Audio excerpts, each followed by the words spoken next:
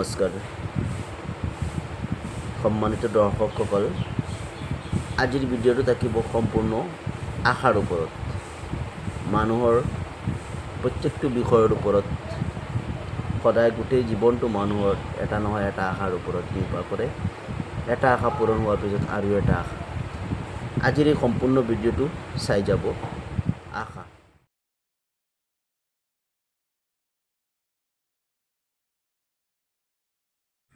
মানুহৰ আশাৰ কোনো শেষ নাই। গোটেই জীৱন মানুহে এটাৰ পিছত এটা আশা কৰি থাকে আৰু এই আশা পূৰণ কৰোঁতে কৰোঁতে মানুহৰ জীৱন শেষ হৈ যায়। সেইটো কথা মানুহে কেতিয়াও উপলব্ধি নকৰে। সদায় মানুহে নিজৰ আশা পূৰণ কৰাত ব্যস্ত থাকে। কিন্তু এই কথা কৈছোঁ, একদম সৰুৰে পৰা আৰম্ভ কৰি বৃদ্ধ বয়সলৈকে সকলো মানুহৰ কিবা নহয় কিবা এটা আশা থাকে, এটা সপোন থাকে। এটা পূৰণ হোৱাৰ পিছত আৰু এটা পূৰণ হোৱাৰ পিছত আৰু এটা, এনেকৈ এটাৰ পিছত এটা মানুহৰ লাগিয়ে থাকে। ভিখাৰীৰ পৰা আৰম্ভ কৰি কোটিপতিলৈকে কোনো শান্তিত নাই, সকলোৰে আশা আৰু আশা। একদম নিৰক্ষৰৰ পৰা আৰম্ভ কৰি শিক্ষিতলৈকে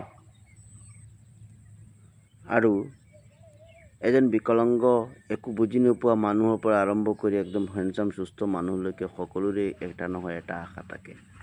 সকলোৰে সপোন থাকে, সকলোৰে সপোন পূৰণ কৰিবলৈ ইচ্ছা থাকে। কিন্তু এই সপোন কেতিয়াও পূৰণ নহয়। সপোন পূৰণ হওঁতে হওঁতে মানুহৰ জীৱন শেষ হৈ যায়। সপোন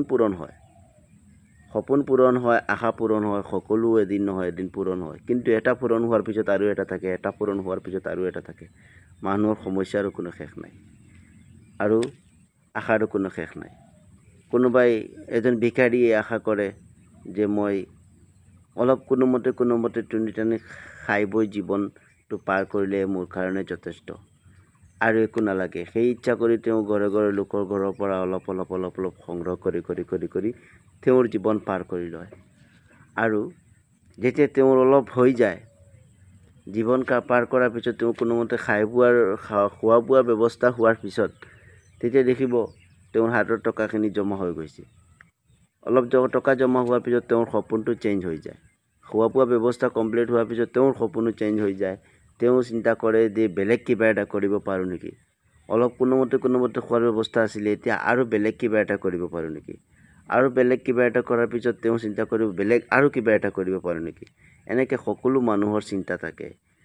যেতিয়া এজন মানুহ যদি একো নাথাকে, তেতিয়া তেওঁ ক'ব কোনোমতে খোৱা বোৱাৰ ব্যৱস্থাখিনি কৰি লওঁ। যেতিয়া খোৱা বোৱাৰ ব্যৱস্থা হৈ যাব, তেতিয়া ক'ব তেওঁ ভালকৈ কাপোৰ কানি পিন্ধিবলৈ ব্যৱস্থা কৰি লওঁ।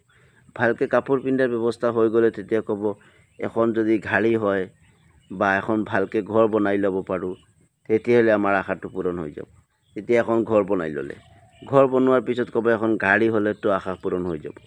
তেতিয়া ক'ব এখন গাড়ী লৈ ল'লে, গাড়ী কিনাৰ পিছত ক'ব সেই মানুহবিলাক এনেকৈ চলিছে, তাতকৈ মই অলপ ভালকৈ চলিব পাৰোঁ নেকি।